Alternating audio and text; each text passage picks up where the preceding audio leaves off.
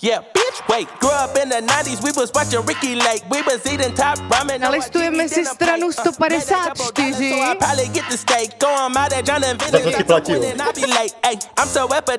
Dělej svoji práci, podmínky.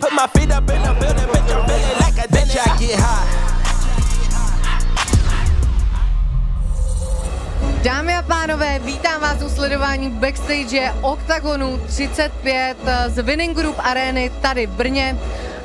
Dneska se podíváme na dost zajímavý zápasy, máme tady i hlavní zápas dnešního večera, tím je Patrick Kincl versus Alex Lohore, který jdou o titul a uvidíme, kdo bude dalším vyzývatelem Carlose Vémoly, takže pojďme se na to podívat společně. By se opravdu potřeboval chytit nějakou dobrou kombinací teď. Si ho může, pokusí se o takedown, aby to rozhodnul ve svůj prospěch, to už asi nestihne. Oh!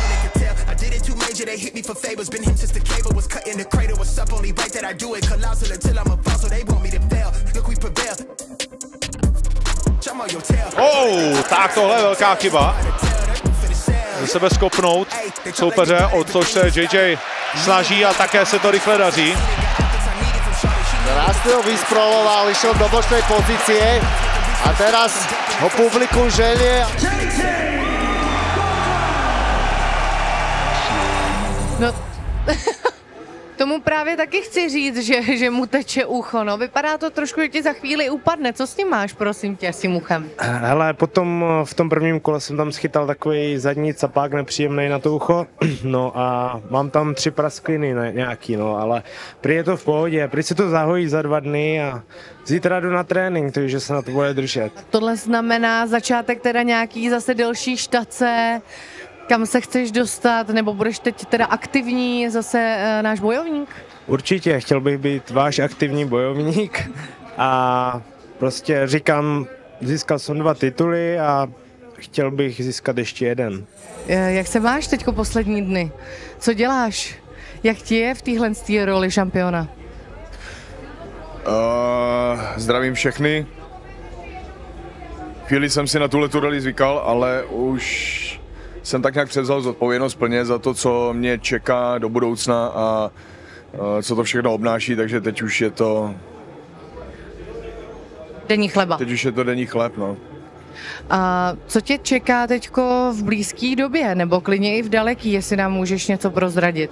Co se týče zápasu, stále jednáme o prosincovém datu, kdy mě vlastně čekáme na potvrzení, jestli bude John Jones zápasit v prosinci. Jo, ne, podle toho se uvidí, co dál. A buď teď v prosinci, nebo začátkem příštího roku. Proč jsi vlastně dneska tady mezi námi? Šel ses podívat a na koho konkrétně? Máme tady 2 zápasníky, JJ Gottwalda a Andreje Kalašníka. A mimo jiné taky pozdravit brněnský fanoušky a vůbec všechny fanoušky Octagonu. Děkujeme. Ukázat konečně i tady ten pás, že jsme to prostě dotáhli domů a tak nějak se prostě těšit z dalších cílů, no. Super, já ti moc krát děkuju, chci ti jenom potřást rukou. Moc to pro nás znamená, díky moc. Jedeme. Tak určitě, hala dobrá, je to takový sympatický, takový stmelující, jo, je to tady hodně úzký takový, hodně se tady lidi třou o sebe, jak okolo sebe procházejí, protože tady není moc místa, takže ideální pro mě, já jsem doma. Konečně to přišlo, je to tady po 3-4 měsících. Co ti ta příprava nejvíc dala a co ti nejvíc vzala?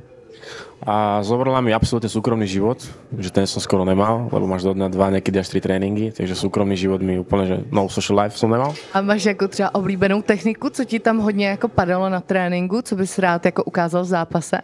Asi ten arm triangle sme robili dosť často, takže asi do... Že dušeníčko pěkně. Áno, tak musím to vyskúšať, čo to vlastne je, že nie je to nič strašné, tak je to, dá sa to prežiť, takže... Počkej, no, musíme najít toho Adama, já nevím, nevíte, kde je Adam? Ty jsi dneska v rohu u Adama?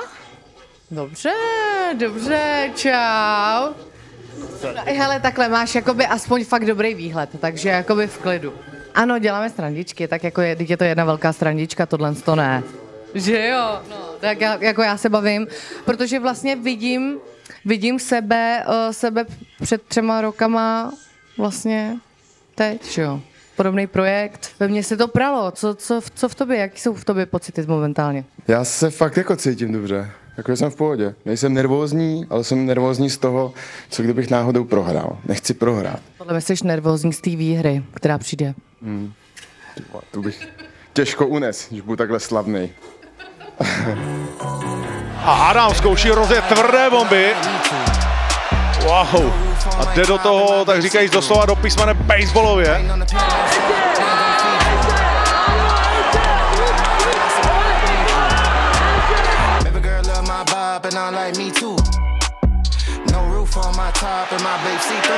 a Adam vyzerá, že tam triafa čisté údery a zápas je ukončený v prvom kole.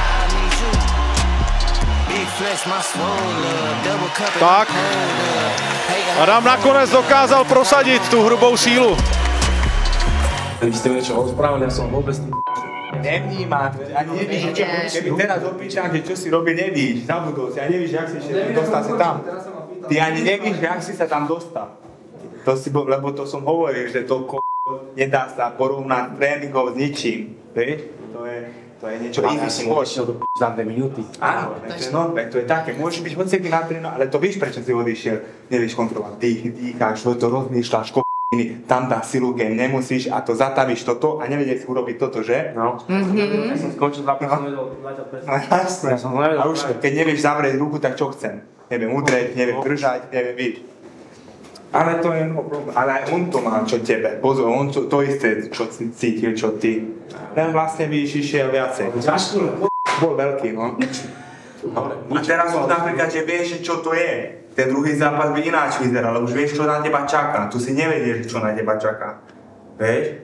Ale to je, takto ti vyšlo, víš? Co v tobě teď momentálně rezonuje, jako? Strašný smutok, proste som zo seba úplne taký smutný, vieš, že tlačia sa mi slzy do očí, lebo som do toho dal všetko, vieš, a keď toto proste obetuješ veľa vecí, tak veľmi som sklamal, to ma strašne mrzí, lebo som sa považoval úplne, že za proste favorita, nevedel sa mi predstaviť a teraz o to viac ma to mrzí. Teraz sa s tým musím ja popasovať, ale určite by som, jak som Octagone chcel ostať, lebo je toto super partia A tak víš co, to je hlavně super motivace, že když si neměl zvednutou ruku teď, tak ji musíš mít zvednutou příště.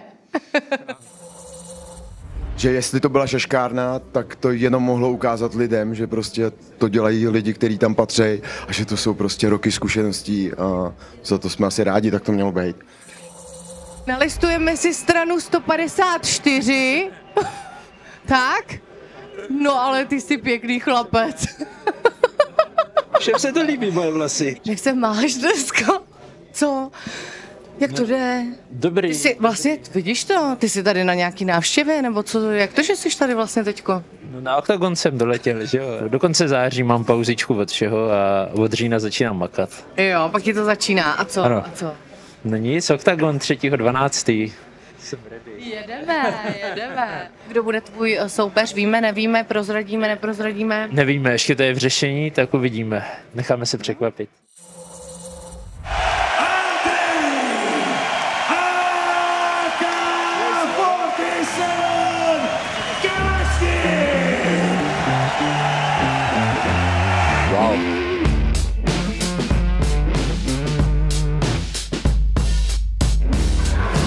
Podívej, znovu to dokázal výborně vyskrolovat, ale Andrej se mu dokázal dostat dozad. Že i Andrej je lehce pomalejší, ale pořád uvolněnější. Tady Santos. Oh.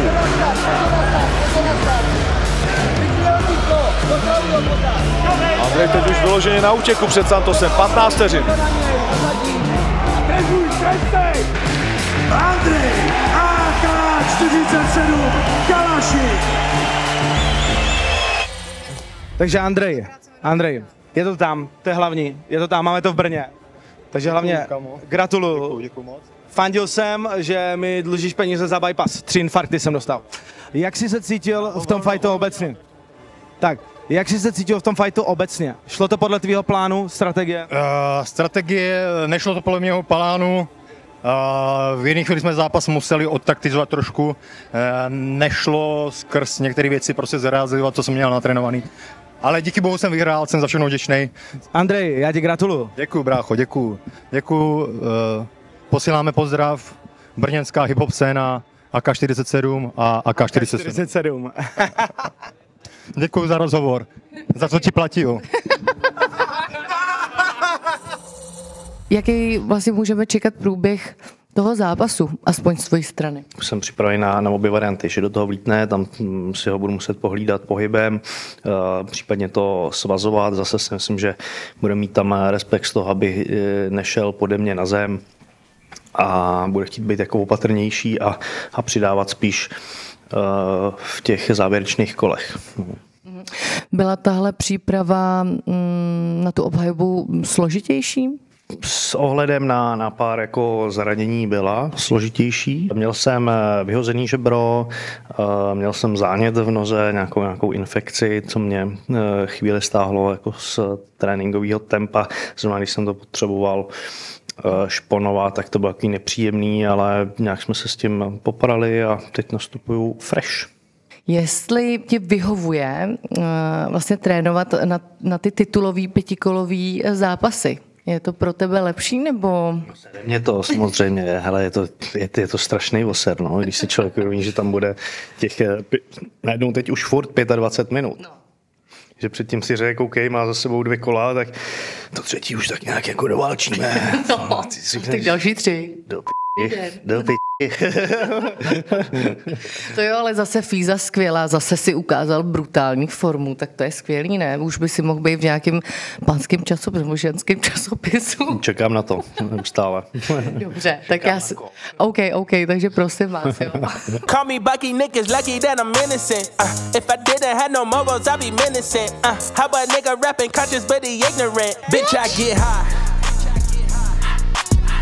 I ain't looking at the clock still.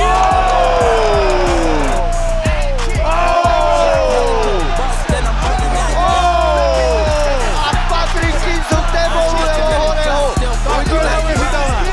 Čorné lopty, tohle je konec. To je obhajoba jako hrom. Neuvěřitelné.